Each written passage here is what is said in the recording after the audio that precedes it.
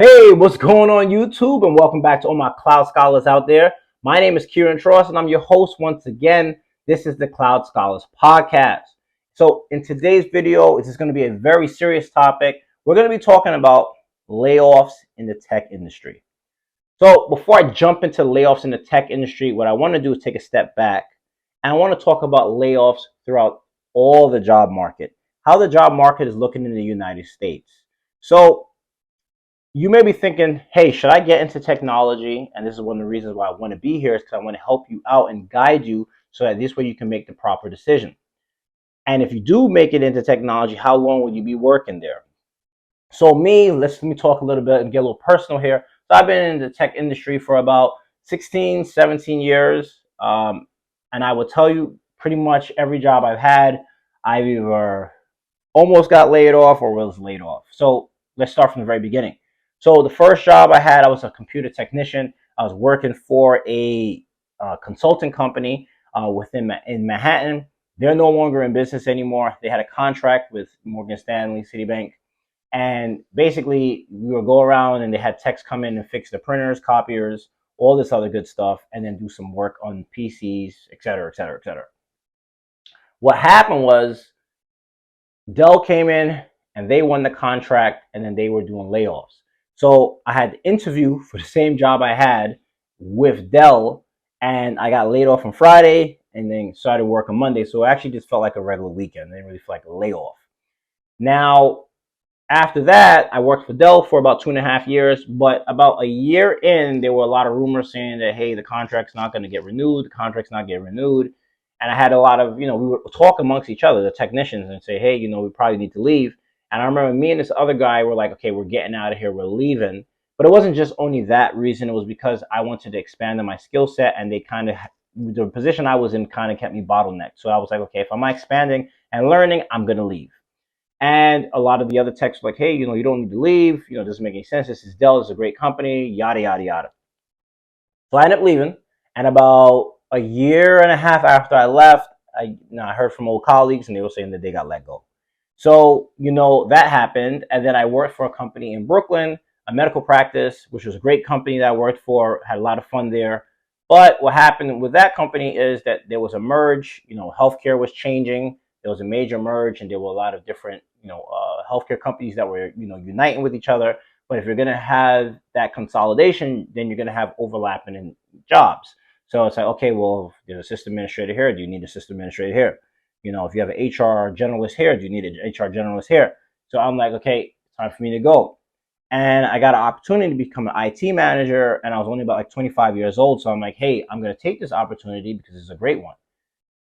Started working for another healthcare company in New Jersey, worked there for about 7.5, almost 8 years, and I left there as an IT director. So I left that company. It was a little bit different. There was actually rumors about them having layoffs, and they actually did have layoffs. They had about 3 different rounds of layoffs.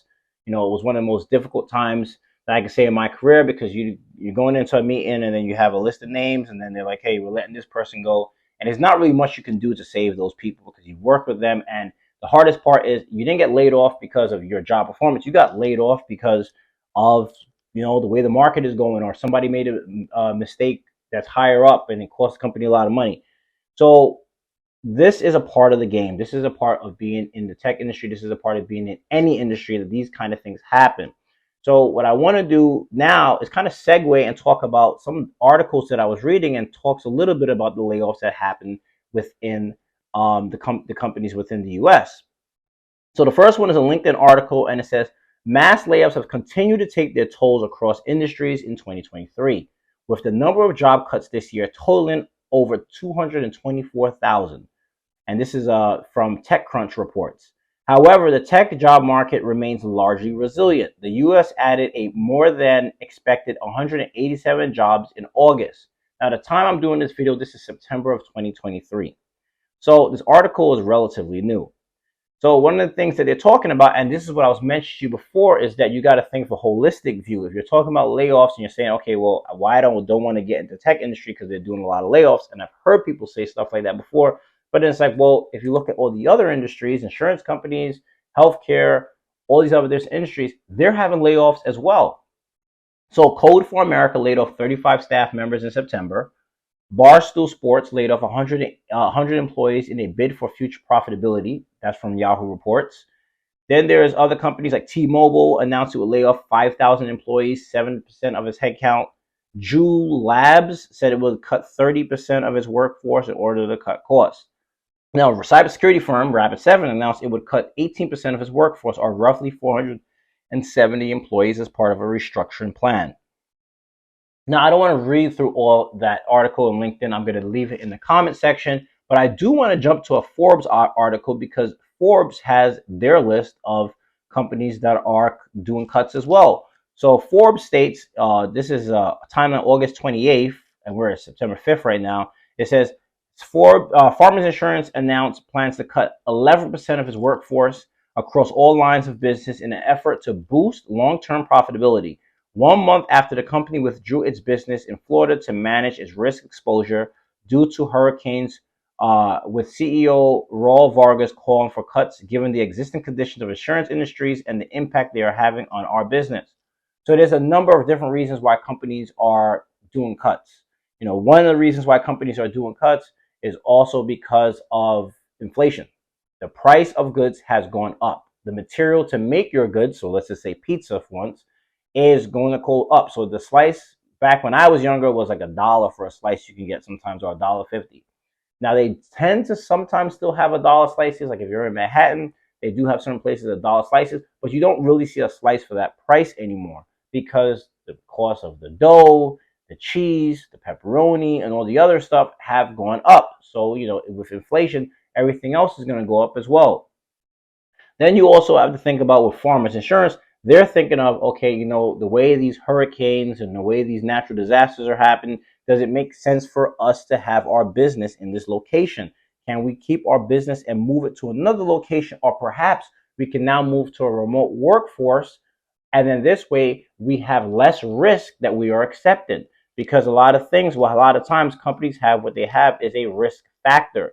And what that risk factor does, it says, okay, if we move our business in this direction, what are the risks that we are going to face? And then they have an acceptance criteria. So this is a risk that we are willing to accept, or this is a risk that we're saying, no, no, no, we're not dealing with this.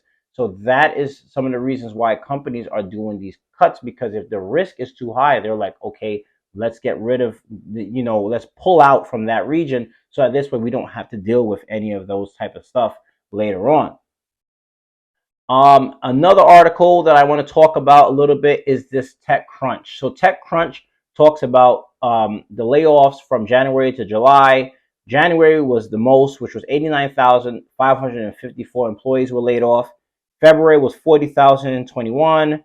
You get down to May, we have 14,000 employees, nearly 15,000 employees are laid off for the tech industry. And in July was 9,991 employees laid off in July. So we have many different reasons why people are getting laid off from these companies. We have inflation.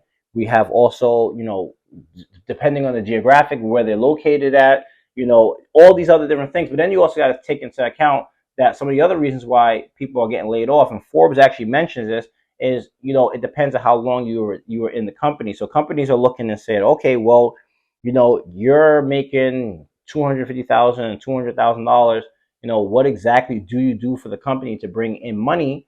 And then they're saying, okay, well, how can we survive without this person or this group? And then they're now calculating that and saying, okay, we're going to lay off this amount of people, so this way we can increase our profit, because we're cutting down on how much we're paying people out. So that's one of the reasons why they're doing that. Also, they're doing things like HR. HR was called out specifically in the Forbes article, and I'll leave it in the description, is that because HR, they're using different tools and different systems to kind of replace those individuals. So Workday, there's other different tools that they can do automation, and they can bring staff on, and they can have anybody literally just put their information in, and the system will automate that process that now you used to have an HR person doing it, and they're actually going to do it faster. I remember looking on Twitter, and this guy was talking once ChatGPT came out, and he's like, oh man, this is so great. I got rid of all my marketing staff. And the reason why he was doing that is because he's using ChatGPT to probably send out tweets for him and doing other stuff as well. so that this way that he can save on cost. So that's a lot of information I just gave you. What I want to talk about now is, well, how do you make sure that you avoid the acts, right? That's one of the best way. And one thing I can tell you is I can't give you a bulletproof plan of how you can make sure you never get laid off. I will be lying to you if I said that. What I would say to you is look at the market, right? So one of the things I would like to do is, one, you should be seeing what's new, what's on the horizon, what's the new technologies out there. And what I would point out to you is automation and artificial intelligence. Well, that is the huge thing that's going on in the market right now.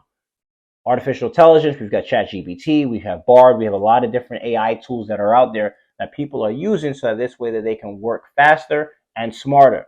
Then when it comes to automation, nobody wants you to do any manual process anymore.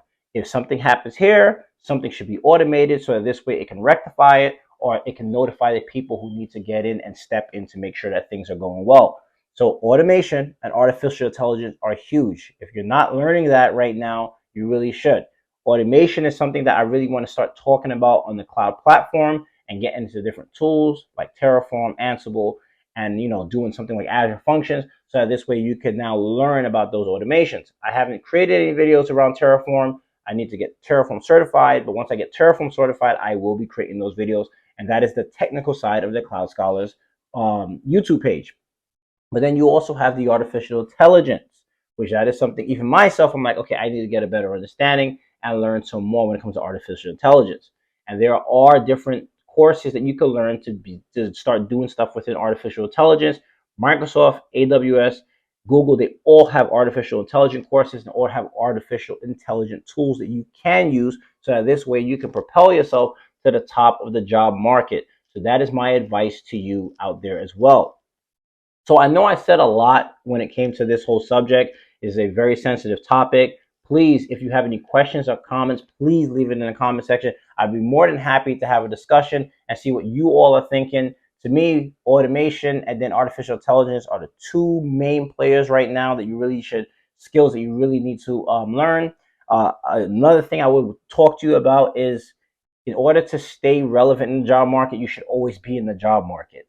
So always look for a job. Even if you are happy at your job, you should always just be looking and just scanning and seeing what's out there and constantly talking to recruiters, because you never know what's going to happen. And if you're in talks with the recruiters or you're just looking at the job market, you may find an opportunity and you might say, oh, okay, well, this company was looking for something, and you get laid off. Let's just say you got laid off like in September, but August you were kind of just scanning and looking on LinkedIn and different places, and you're like, hey, I remember that job that I saved. Let me send an application out there again and see how they're doing with their job research. And then this way, now you're able to land a position. So me, I'm constantly always looking out there, seeing what's out there and seeing what companies are looking for. What are the skill set that they need in order for them to thrive in their business? So those are some of the recommendations I have for you all in order to stay ahead of the curve when it comes to being laid off in the tech industry. So as always, I like to end these videos with a little motivational quote. This one is something that I'm pretty sure many of you heard out there, where is stay ready so you don't have to get ready. You should always be learning, and you should always be in a place where this way, if something does happen, you're able to just get up and move along, just so that you don't have any kind of slowness within your career development or your growth. Because if you are constantly thinking about, hey, there might be a chance, and it might be an uncomfortable way of thinking, but it might be a chance that I may get laid off, or I need to constantly keep growing in order to stay relevant. That is one of the best things you can do, is just make sure that you are comfortable with being uncomfortable. So that is the end of this video. I feel like I talked the ear off, but I hope that I provided you a lot of good information here. If you haven't done so already, please smash that like and subscribe button here at Cloud Scholars. My goal is to get you from scholar to consultant, and of course, consultant to expert. Thank you, and see you next time.